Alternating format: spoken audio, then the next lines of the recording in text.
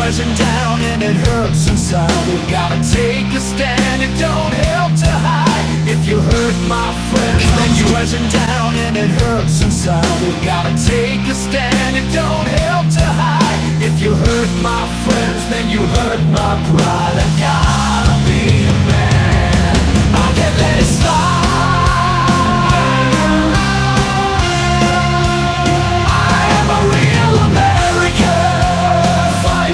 Right, fight for your life.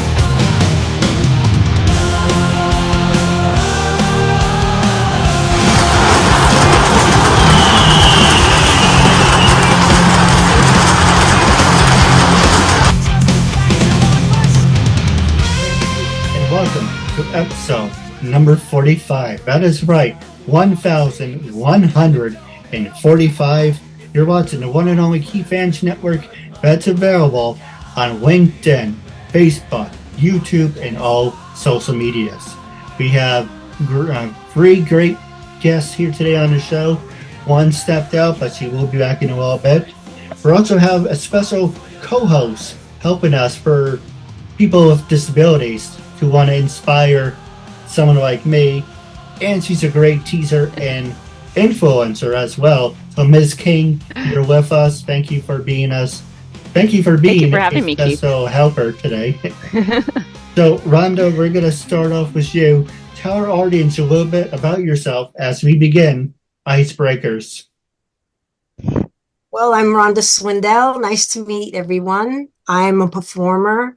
I don't really like to call myself an actor personally because it just seems like actors are acting all the time, even when they're serious, you know. So they say, oh, stop acting. So when you're depressed and feeling really bad and you're crying and whatever, they're saying, oh, you're over dramatizing it, you're acting, so I just think of myself as a performer. I love to make people smile, and I love to have people just have a good time when I perform. That's why. So, Rhonda, I think you're more of an artist. I like that. That's another. I love that one. Okay. Thank you. You're welcome. I really like that one. So, what's your motivation? Oh, my motivation is like I was saying, I love to make people smile and forget about feeling bad and just enjoy the moment, because there's so many bad things going on in life right now. And a lot of people are just so down, they're afraid, they're stressed, but when they're watching, like say you go to a play and you watch a play, you're there for 2 hours and you totally forget the way you're transported. You are transported through performance art. By artists. Right? I love that. Thank you for doing that. Thank you. Best medicine. Too many of our artists in the film industry are just not thanked enough. People don't realize what it takes to, make a production, all of those people, even our background actors, even our janitors, PAs, our MUAs, they work so hard and people just don't know. They don't know what it takes, and most actors don't even get paid that much or not at all sometimes. And they just don't realize they're doing it because they love it. They love to help people. And they're artists. They're trying to get their art out there. And I appreciate that. So thank you so much for that. Yeah, absolutely. And there's some, looking at your resume, but I do want to talk about it in a couple of minutes. But I also want to hear from my other guest, Lynnette. Tell our audience a little bit about yourself. Hi, everyone. Sorry about the delay earlier. I'm from Leesburg, and I created a bucket list. And one of the things on there was for me to do background acting, because I always felt I was always seen in life but never heard. So I started doing a few short films, and I really, really love it. Um, I want to pursue it more, but I want to continue learning and become the best that I can be. I think we're all like that, though. I think we're all growing always. I don't think we ever stop growing. I mean, I think some of us get stagnant, but, we just need a little sunshine from somewhere else. No, you're absolutely right. And for people who want to know how come I have a special guest host, Miss King, is because I always play, well, I'm going to throw it out there because me and Miss King talked about this off the air. But anyone who wants to be part of the Keith Andrew Network, for $30 a month, you can have your own professional show on the Keith Andrew Network. Why it's at $30 a month? Because you don't have to do anything. I will do all the work. I will make it look pretty. I will make it look fantastic. It's going to be wonderful. I know, bad impression, but I try to make everyone laugh. But seriously, I will create you an introduction, a song. I will edit, produce it. And if you would like, if you have a message you would like to share, I'm giving you an opportunity to be part of the Keith Andrew Network, hint of the show, network, and giving you an opportunity. So if you guys want to talk off the air about having your own show, you're more than welcome to. But the next subject... He's not trying to plug himself. He just wants to offer this service is basically what he's doing. I think people are going to misunderstand you, Keith. And I think that it's important for people to understand $30 is not a lot when he's producing a whole show for you. So if people want to get their message out, this might be a good opportunity for them. But this is really about Keith's guest. And he is disabled, and it's kind of an amazing thing he's doing, making his own network and show, because people told him all his life he couldn't. So I think it's amazing what he's doing, and that's why I'm supporting him. And that's why I have my beautiful guest here. She's keeping me on a tight leash because I had diarrhea on the mouth. So what we're going to do now, it's called rapid fire questions. Instead of saying box 1, box 2, I'm going to throw out a subject. Each of you have 2 minutes. Or Rhonda, the first thing I want to talk to you about, you are a big star because I'm looking at your resume. You are on in New Amsterdam, and actually your profile does close. Give me 1 second. Well, tell us your experience of being on New Amsterdam. Oh, wow. First of all, I want to thank my great agent for getting me the audition. Okay, what I did for the audition, I had to do a scene where I was told by the doctor that I was going to be all right. I wasn't going to die. And I just felt so good. I had to, most people would, hug themselves like that. I have mannequins in my house. I love working and restoring mannequins. So I said, I'm going to use a mannequin for the audition.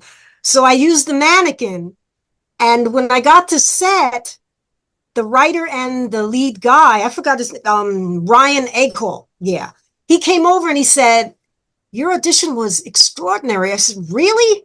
He said, that's what got you the part. He said, I want you to do it just like that. And with my surprise, he was directing that episode, so it was really cool. That was the best network show I've ever been on, I have to say. That was really exciting for me. Yeah, I don't mean to speak for Lynnette, but if I may, throw my 2 cents in, if she wants to be an extra, like on the shows you were a part of, FBI's Most Wanted, and you were also, I don't know if East New York is a show, or is that where you're from? That only made 1 season. Sadly, it didn't get a renewal. So luckily I got to be on that too. But I was going to say for a guest or anyone who wants to be an extra on the show, because you are in the business world, how would you go about it? Or do you have any tips you like to share? For extra work, they have something called central casting, and they do a lot of extra work. I haven't been an extra in quite a while. It's It's been rough. it's been a while. I mean, I did it. I got my foot in the door being an extra. I saw how all the productions were done, and how to block a scene. And, so I was about 16 when I had my first job as an extra. And I know that's a long time ago. No, that's awesome. No, I just was thinking, wow, that's great starting at 16. That's rough starting at 16. That show was called Streetwalking. It was a movie, actually. And everyone in that movie is like a big star now. Melissa Leo, Leon, Antonio Fargas, Annie Golden, they were all in that show. And that was fun. I mean, that was a 4-day shoot and I was an extra, but luckily I got bumped my 4th day. I got bumped up. Awesome. Yeah, That's so awesome. I shared the same trailer with Melissa Leo, which was really amazing. I got to know her acting techniques, her Meisner techniques. I learned so much from her. Wow, what an amazing opportunity. And then I kind of took a hiatus for a while. I went to school, and did vet teching. And then I got back into it maybe 6 years ago. And that was really wow. That was wow. That's all I can say. And Lynnette, I didn't mean to speak for you. I do apologize. No, you are perfectly fine. But I do want to ask you the next subject is actually this one's a fun one. For earlier today, or when you work out, or when you're in a bad mood, but you just want to sit back and relax, what is your song of the day that you have to go to? Ooh. I have a lot of them. Also, the second. Holy Forever. Oh, go ahead. I'm sorry. Holy Forever by Chris Tomlin is one of them when I need to go spiritually. And a regular song would probably be Britney Spears, Baby One More Time. I don't know why, but Britney Spears before or after her breakdown? Before. I know, bad joke. Oh, Keith. I still like her. But here in the Keith Andrew Network, we like to have fun. We don't take anything too serious. But actually, let me ask everyone in the room, what is your song of the day? And we're going to go to Miss King. For me, it's Claire de Lune, L32. I don't know why, something about that song. I could listen to it over and over and over again. That's my song. What about you, Rhonda? I'm a Carole King fan. So my favorite song is You've Got a Friend. Oh, that's such a good song. I have a lot of great songs, but the first one who comes to mind, trying to think without hurting myself, if that's possible. The first song that comes to mind, actually, Sweet Child of Mine. I like Guns N' Roses, even though I'm not a big fan of him personally, but I do like the music. Actually, no, I take that back. I have one better. I like this song, but my dad makes fun of me for it because it's an anti-war song. It's called Eve of Destruction. And I was like, oh, this is a great song. I like this. And my dad's like, what? Are you even listening to the lyrics? It's an anti-war song. But I know, but it's still good. I would recommend it. It's Eve of Destruction. I can't remember who sings it, but it's a good song. Well, I'll look it up. You ever want the next subject I do want to talk to everyone about is the coronavirus. Rhonda, we're going to start off with you. How has the coronavirus impacted your life, and do you see it in a different point of view? The coronavirus, it's pretty scary. I mean, that's scary. How has it impacted my life? Just the fact that everyone is kind of distant, more distant now. Even now, there's hardly any physical contact. Like everybody goes like this instead of actually, Yep. it kind of like separated us a little bit out of fear. I think it separated us a lot. Yeah. A lot. A lot of people always said, I wish I can stay home and never leave. I can press a button, have groceries sent to the door. And now it's kind of like being punched in the face, not actually, but you got what you wanted. And we'll get the repercussions. They say unemployment's down, everything's great. Yeah, that's wonderful. Tell me, when I go to the mall, why is there empty stores? Why is there no merchandise on the shelves? Inflation. My dad can't get out of freaking ShopRite under $300 or more. They give you these like the size of this, and it's like, oh, that's $8.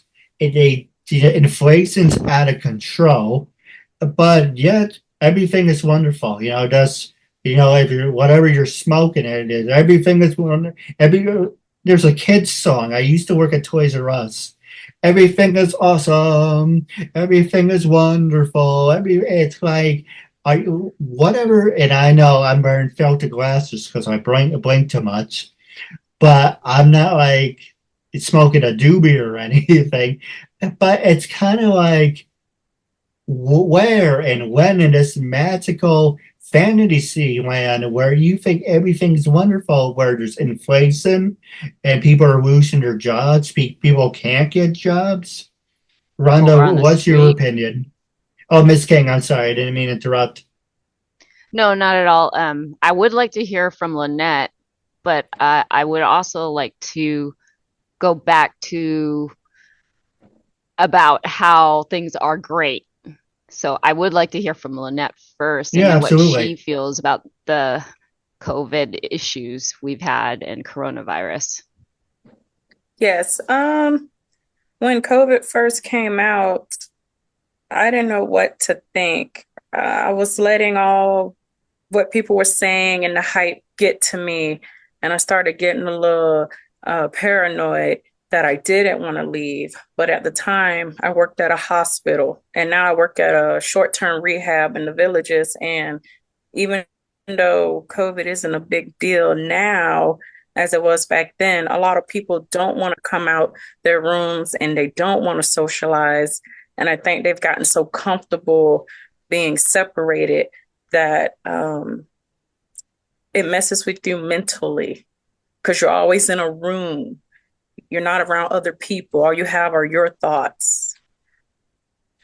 And COVID, I've had it twice. It didn't really bother me as much, but the flu, I'm afraid of the flu. The flu gets to me every time. It's pretty bad this year too. It's very bad. The flu's really bad this year. My body can't handle the flu. COVID, I was okay, but the flu, I try to stay away from that. That's interesting. Yeah. I never got COVID, or I didn't know if I had it or not. I was actually a store manager at Walgreens at the time, and I was working closely with people that had COVID or that were getting their immunity shots. I'm not sure why. I mean, I worked with people that had COVID at times. But what I wanted to go back to was how everything is wonderful to some people, right? The homeless situation in America. Obviously, things are not wonderful. I think we are going through what they went through in the 20s. Literally, we're reliving the 20s. We used to have places where it wasn't just whites or blacks or Asians. They were all living together on the street. And that's what's happening again. That's exactly what's happening again. And people don't realize it. Somehow, I don't know. I don't understand. We have all of these homeless on the street. So I recently did a painting and it's unfinished and it's basically tents. And then behind the tents across the street are all these luxury apartments. And there's a billboard in the tents that says luxury apartments coming soon. And that is exactly where we are today in America. You know, everything is wonderful, everything's great, but everything's not, you know. And I think that's not just America, it's the world. And I think the world often looks at us as a country because we seem to have our shit together. Right. But we don't, you know. We're really just good at hiding it, I think. So I think, yeah, we need to open up, like he said, because we all wanted to be alone. We were loving the zombie apocalypse idea. You know, everyone wanted to get a cabin and be alone. But what I realized during COVID is I didn't make this clothes. I didn't make the streets. I didn't make my car. I didn't make any of this stuff. I need people. And I didn't realize that until COVID. And now I do. And other people need to start really realizing that too. We need each other. Period. There's nothing else. Look at it like this. On September, then I'm going to pass it over to Rhonda.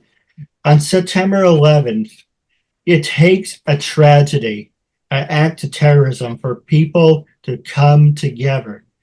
And this came from a lab, and instead of people coming together, it divided everyone. Everyone thinks, oh, Trump will make things better. And in here, we can talk about anything, freedom of speech. Oh, Trump is going to make things better. Is he? Is he going to help with inflation? Is he going to give people a job? You know, Bill Maher made a joke.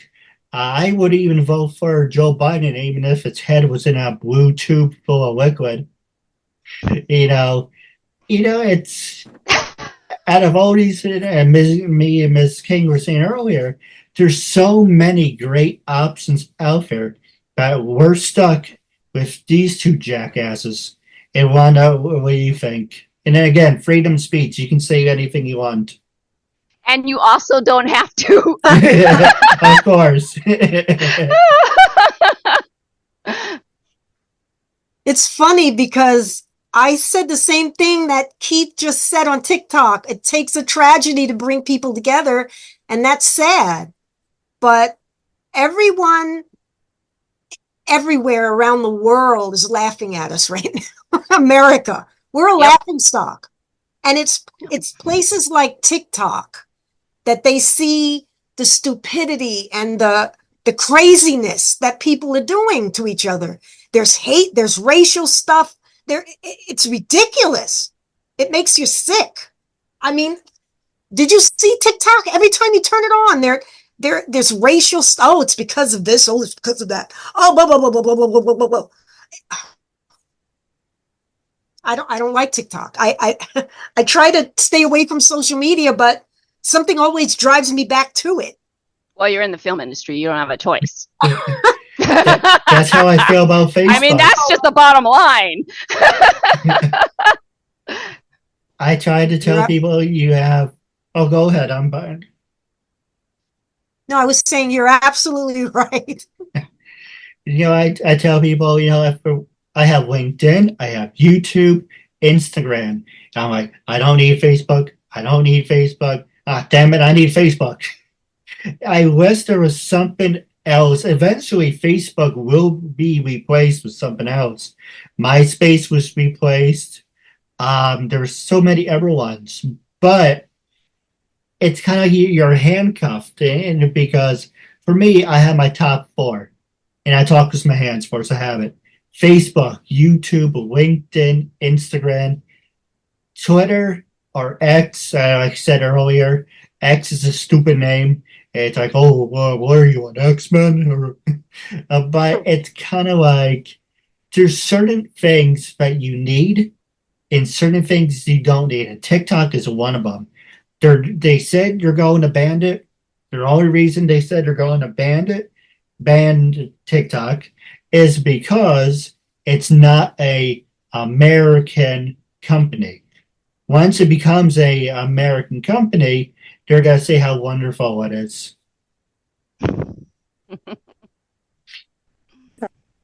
But the next subject I actually do want to talk to both of you is today. It's a Monday Night Raw. If you're a fan of professional wrestling, actually it's past 8 o'clock right now. If you like professional wrestling, available on Peacock, in the USA Network, make sure to go and subscribe and watch Monday Night War, soon going to Netflix. Are you guys professional wrestling fans? I like UFC. I don't know about these ladies. No. My husband and son is, so I watch it from time to time with them. But my favorite one was Edge. His personality was my personality. I enjoyed watching Edge when he was wrestling. Oh, he got injured again. He went to AEW, but he is still wrestling. You know what was an expression? I like Toby Keith, even though he's an anti-vaxxer. But I do like his music. But whatever, to reach your own. And I see you rolling your eyes. It's like, Keith, you shouldn't have said that. But I know, I stick my foot in my mouth all the time.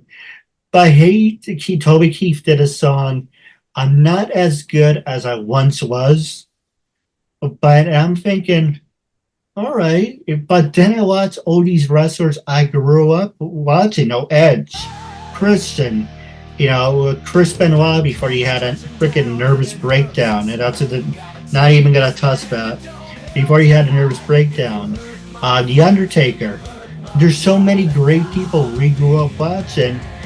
Getting old sucks. It really, I'm 36 and I feel old. And there's two things you can't outrun. Taxes, time, and death. You can say, I can get to it later, but time is going through that hourglass. It was a real honor and privilege having you guys on the show. I'm looking forward to part 2, and until we meet again, I catch you later. Thank you, and have a good night. Thank you, guys.